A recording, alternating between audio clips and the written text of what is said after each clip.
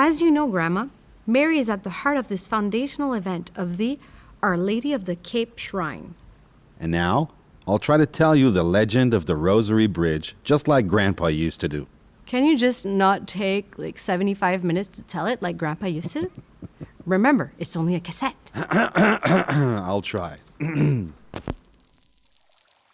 upon a time, in the old days, when every winter transportation on the river took place over an ice bridge that formed between the two shores, however, and I really mean however, there was no bridge in the winter of 1879. No ice and no transportation on the river. And that was precisely the year when parishioners decided to build a brand new church. People said that they'd fetch the stones from the south shore and carry them across the ice bridge. However, in the winter of 1879, the ice on the river wasn't solid enough, so it was impossible to fetch the stones. The stones were waiting there on the other side, but nothing could be done to get them.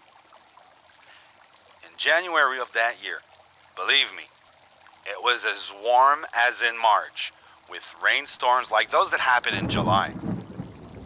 People thought that they were in the 21st century since Mother Nature was acting up, and the thermometer was going haywire.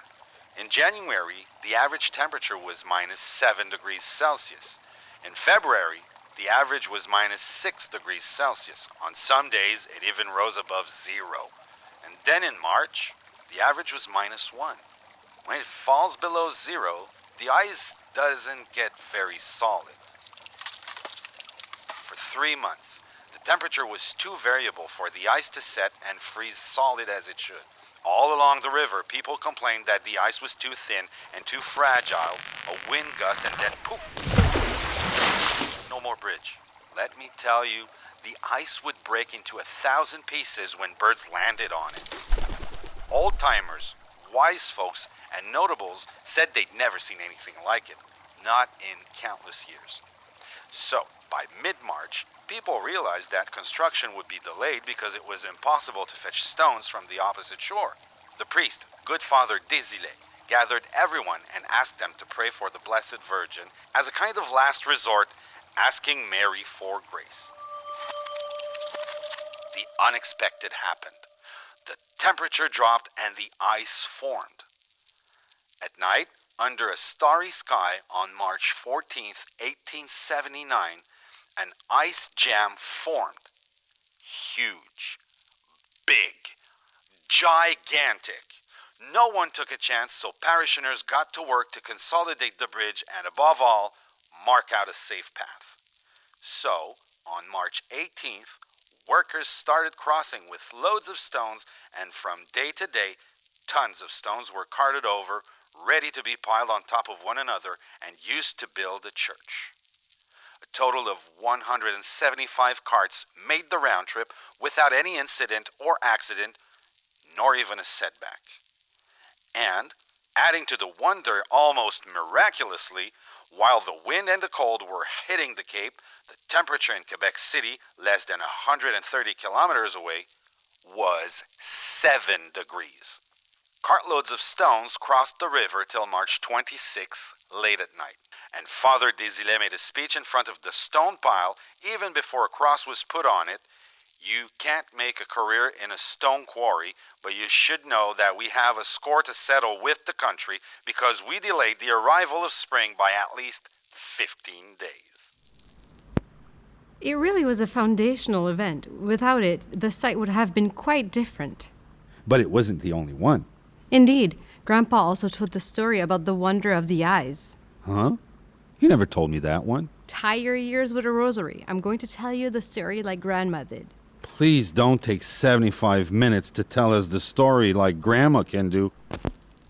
Once upon a time, on June 22nd, 1888, the weather was fine.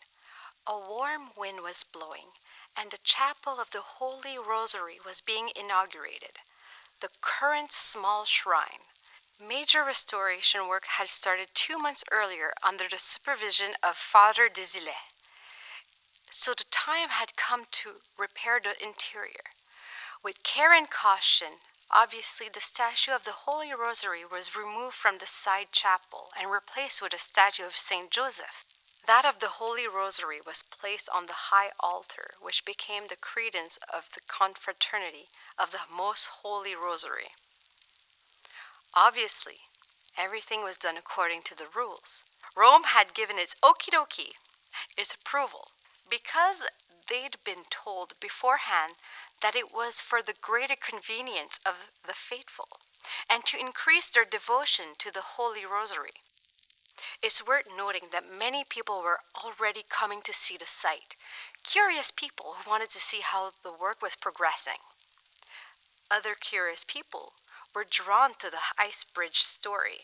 Unable to see the bridge over the ice, they settled for the chapel. After the opening of the new church in 1880, the third one there, the one built with stones from the South Shore that had been carried across the ice bridge, the priests decided to preserve the old one, which is now called the Small Shrine, and dedicated it to the worship of the Holy Rosary. The site was becoming more and more popular. Parishioners flocked to it. People from all over began to visit the chapel. The very first pilgrimage took place on June 22nd, 1888, the day that multiple ceremonies took place, which had been organized under the direction of Father Desilets, as well as good Father Frédéric, who just arrived in the region. You see that God didn't play dice. There was no coincidence. The activities were joyful. The festive laughter broke out. At about 7 p.m., a disabled person arrived. His name was Pierre Lacroix, and he lived near the shrine. I arrived at the shrine at about 7 p.m. I was accompanied by Vicar General Luc Desilets and the Honorable Reverend Good Father Frédéric. I was walking between the two of them, and they were helping me. We moved arm in arm up to the baluster in front of the main altar, the altar where the statue of Mary had just been placed. Because of my condition, I was comfortably seated. I couldn't get down on my knees due to my deformities. Good Father Frédéric was to my left, and Father Desilets was to my right. Both were on their knees praying. And then, at one point, between two blinks of my eyelids, I glanced at the statue of the Blessed Virgin. It was right in front of me, and between two prayers. I saw it very clearly, like you can see a white moon against a dark sky. And then I saw it. The statue's eyes were open. And they weren't half open. They were very naturally as though she were looking above the three of us. I would have said she was looking towards Trois-Rivières. I looked at it without saying a word until Vicar General Desilets stood up and walked over to Father Frédéric. And I heard him say, "Do you see that, Father Frédéric?" "Oh yes, Father Desilets. The statue has opened its eyes." "Yes. But is it true?" I also spoke. I told them that I started seeing it open its eyes since my fourth Hail Mary. I added that I was making a solemn declaration, consciously believing it to be true, and this statement had the same strength and effect as if it had been made under oath. Father Frédéric concluded by saying, "The eyes of the Virgin's statue, which had been closed, were now wide open." The Virgin Mary's gaze was fixed. She was looking towards the front at eye level. It couldn't have been an illusion because her face was fully lit. The sun was shining through a window, perfectly lighting up the entire small shrine. I noticed that her eyes were black, well-shaped, in perfect harmony with her whole face. The Virgin Mary's expression was that of a living person, a look of severity mixed with sadness. This marvelous wonder lasted between 5 and 10 minutes. And while Father Frédéric was speaking, Father Desilets said to himself, that gaze towards Trois-Rivières, what could it possibly mean? What could it possibly mean? What could it possibly mean? I went back home with the intention of praying to Mary every night at 7:05 p.m. And it's good to add that following this wonder, many pilgrims came to pray at the foot of the Blessed Mary's statue, and that masses were organized to honor this foundational event, and that the delegates of Pope Pius X crowned the statue of Our Lady of the Cape in 1904. Yeah. I remember Grandma telling me that just before I went to sleep. Before bedtime? Well, yes. Grandma used to tell me, don't do what the Blessed Virgin's statue did. Close your eyes and then go to sleep. Well, now, Grandma, we're just going to cross a bridge heading towards the river. And after that, we'll tell you stories about protection, vows, and healings.